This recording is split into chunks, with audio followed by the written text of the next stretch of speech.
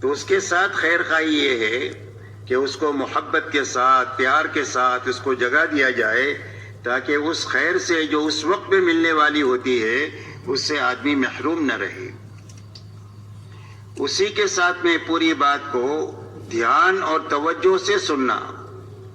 کہ جسم بھی یہاں ہے اور دل دماغ بھی یہاں ہے، اس لیے کہ دل دماغ یہاں نہیں ہوگا، جسم یہاں ہوگا تو بھی بات اپنی جگہ پہنچے گی نہیں۔ اس لیے پوری طرح دل سے، دماغ سے مجلس میں شریک رہنا، عمل کی نیت سے بات کو سننا، اس لیے کہ اللہ کی طرف سے جو داد و دہیش کا نظام ہے وہ آدمی کی نیت ہے۔ اسی لیے حدیث پاک میں فرمایا وَإِنَّمَا لِكُلِّ امْرِئٍ مَّا نَوَىٰ، فرمایا ہر آدمی کو وہ چیز ملے گی جس کی اس نے نیت کیا۔ جب عمل کی نیت سے ہم بات سنیں گے تو اللہ عمل کی توفیق دیں گے،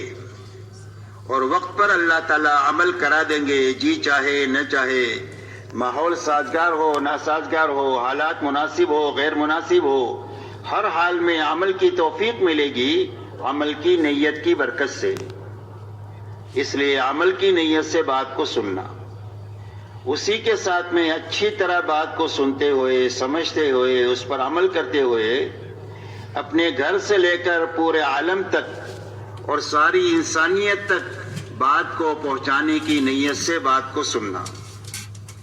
دین کی بات جو ہے وہ تبلیغ ہے، اسی لیے رسول اللہ صلی اللہ علیہ وسلم ارشاد فرماتے ہیں بلغوا عنی ولو آیا، فرمایا میری طرف سے ایک بات تمہارے پاس پہنچ جائے تو اس کو آگے پہنچا دو۔ فرمایا رب مبلغ اوعى من سامع، فرمایا بہت مرتبہ ایسا ہوگا کہ پہنچانے والے آدمی سے جس کو بات پہنچائی گئی ہے وہ زیادہ بات کو لینے والا ہوتا ہے، اور اس نے اپنے آپ زندگی میں عمل میں لاتے ہوئے اس نے 1000 آدمیوں کے تک بات پہنچا دی، تو اس کو ایک آدمی کے پہنچانے کا بھی ثواب ملے گا اور 1000 آدمیوں تک پہنچانے کا ثواب بھی ملے گا، اس لیے کہ یہ ذریعہ بنا اس کا۔ اس لیے دنیا میں پورے عالم میں اور ساری انسانیت تک بات کو پہنچانے کی نیت سے بات کو سننا۔ اب پورا عالم تو بہت بڑا ہے،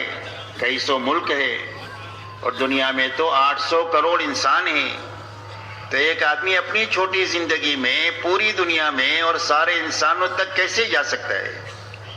تو پورے عالم میں اور انسانیت تک جانے کا کیا راستہ؟ فرمایا پورے عالم میں جانے کا اور ساری انسانیت تک پہنچنے کا راستہ یہ ہے کہ اپنی زندگی میں جہاں تک اور جتنوں تک جا سکتے ہیں بات کو لے کر ان تک جانا، اور جہاں تک نہیں جا سکے اور جتنے لوگوں تک نہیں پہنچ سکے وہاں تک بات کو پہنچانے کے لیے اپنی زندگی میں کام کرنے والے بہترین آدمی تیار کر کے دنیا سے جانا۔ یہ محنت کا رخ ہے، کام کو صحیح طریقے سے سمجھنا، اس کو اچھی طرح اپنی زندگی میں عملی طور پر لانا اور پوری دنیا میں پہنچانا، اور پہنچانے کے لیے جتنا کر سکتے ہیں اتنا کرنا، اور آگے کے کام کے لیے اپنی زندگی میں کام کرنے والے آدمی تیار کرنا۔ یہ محنت کا صحیح رخ ہے جو حضور پاک صلی اللہ علیہ وسلم نے اختیار فرمایا۔ اللہ تعالیٰ نے آپ کو ایک بڑا کام لے کر دنیا میں بھیجا تھا، آپ کی محنت کا میدان پورا عالم تھا اور ساری انسانیت تھی اور قیامت تک کا زمانہ تھا، اب آپ کے بعد کوئی نبی نہیں آئیں گے، تو اتنا بڑا کام لے کر اللہ تعالیٰ نے آپ کو دنیا میں بھیجا، اور اتنے بڑے کام پر قابو پانے کے لیے آپ کو صرف 23 سال کا زمانہ دیا گیا۔ آپ کو 40 سال پر نبوت ملی، 63 سال میں آپ اللہ کو پیارے ہو گئے۔ فرمایا 23 سال میں اتنا بڑا کام کر کے ہمارے پاس آنا ہی،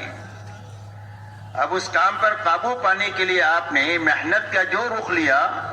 قیامت تک کے لیے امت کے لیے وہی نمونہ ہے۔ اب حضور پاک صلی اللہ علیہ وسلم نے اتنے بڑے کام پر قابو پانے کے لیے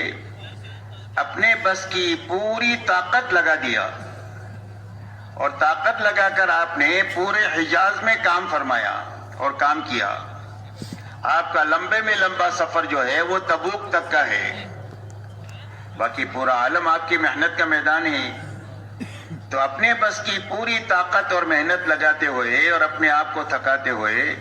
آپ نے 23 سال میں 1.25 لاکھ صحابہ کا مجمع تیار فرمایا، خود کرتے ہوئے کرنے والے آدمی تیار کیے، اور ایسا مجمع تیار کیا جو حضور صلی اللہ علیہ وسلم کی زندگی کا آئینہ تھا کہ آپ کی زندگی کو سمجھنا ہے تو صحابہ کی زندگی سے آپ کو سمجھا جا سکتا ہے۔ اسی لیے صحابہ کا تعارف 2 جملوں میں ہوتا ہے، فرسان بالنہار و رہبان باللیل، بسام بالنہار و بکاء باللیل۔ فرمایا صحابہ کون ہیں؟ فرمایا دن کے شہ سوار ہیں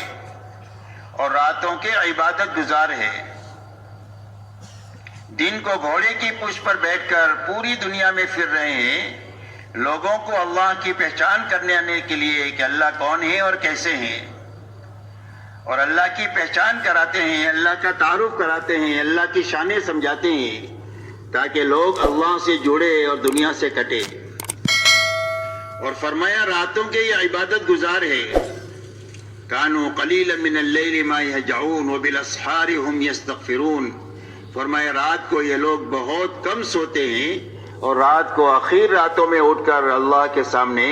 کر کے مٹ کے تھک کر اللہ کے سامنے استغفار کرتے ہیں کہ اللہ جو کام کرنے کا حق تھا وہ تو حق ہم سے ادا نہیں ہوا۔ فرمایا بسام من نہار و بکاء باللیل، دن کو حشاش بشاش اللہ کے دین کا کام کرنے والے تھے اور راتوں کو اللہ کے سامنے بہت زیادہ رونے والے تھے،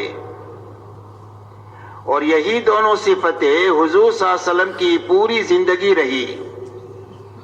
اسی لیے آپ کا پورا دن دعوت اور تعلیم کے لیے اور اللہ کی مخلوق کو سنبھالنے کے لیے، اور آپ کی رات کا بڑا حصہ اللہ کے سامنے مناجات کے لیے، دعا کے لیے، نماز کے لیے اور آہوزاری کے لیے اور قرآن پاک کو ترتیل کے ساتھ پڑھنے کے لیے۔ یہاں تک کہ رات کو آپ اتنا لمبا قیام فرماتے تھے کہ آپ کے پیروں پر ورم آ جاتا تھا،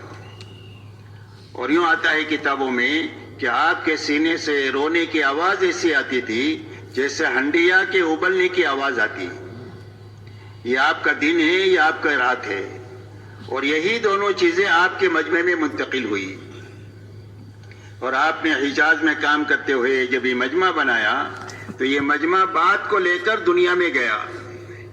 اور اپنی قبریں دنیا میں بنائی، اور صحابہ کرام رضی اللہ عنہ مجمعین نے اپنے ہاتھوں تابعین کا مجمع بنایا۔ تابعین صحابہ کے ہاتھوں تیار ہوئے، لاکھوں تابعین، اور تابعین کے ہاتھوں تبع تابعین کا مجمع تیار ہوا، لاکھوں تبع تابعین تیار ہوئے۔ اس کے بعد اللہ تعالیٰ نے اولیاء اللہ کا ایسا سلسلہ دنیا میں چلایا کہ ایک ایک ولی کے ہاتھوں لاکھوں آدمی دنیا کے اندر میں دین پر آئے اور اللہ کی طرف آئے اور جنت کی طرف آئے، یہاں تک کہ اللہ تعالیٰ نے پوری امت پر مہربانی کرنے کے لیے اور پوری انسانیت پر احسان کرنے کے لیے اللہ تعالیٰ نے ہمارے زمانے میں محنت کا وہ رخ عطا فرمایا جو رخ حضور صلی اللہ علیہ وسلم کے زمانے میں اللہ نے